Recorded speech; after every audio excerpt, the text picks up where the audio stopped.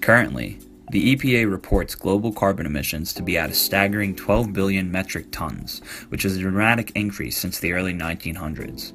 Since 1970 alone, CO2 emissions have increased about 90%, most of which is contributed from fossil fuel combustion and industrial processes.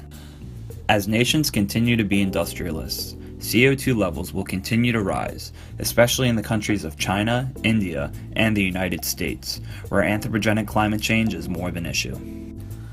This rise in atmospheric CO2 takes a toll on global agriculture yields, sea levels, and ecosystems.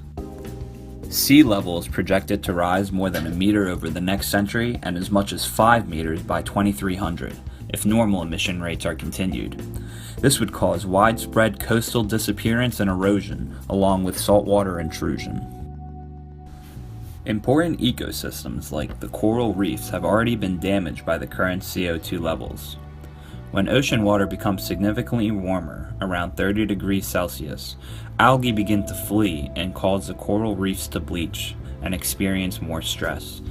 Not only this, but higher CO2 concentrations lower the pH of ocean water and cause coral growth rate to decline significantly. It is crucial to keep coral reefs healthy and to ensure that there is a stable ecosystem for aquatic life, and also to indirectly protect coastlines from being damaged from the effects of wave action. Current measures to reduce the anthropogenic climate change have been positive but slow. The lead contributor to CO2 emissions, China, has begun to cut back on its combustion of coal, but still show high levels of pollution. The US has also recently pulled out of the Paris Climate Agreement, which means the global average temperature increase could be in jeopardy. For these reasons, congressmen like yourself should enact more legislations for adaptation and mitigation techniques to climate change. This could include protecting communities from rising waters by authorizing the construction of polders to reclaim inundated coastal regions.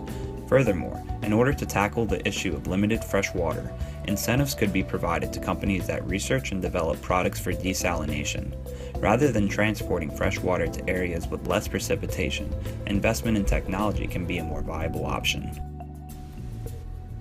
Overall, the most effective method to dealing with anthropogenic climate change would be to enact emission regulations.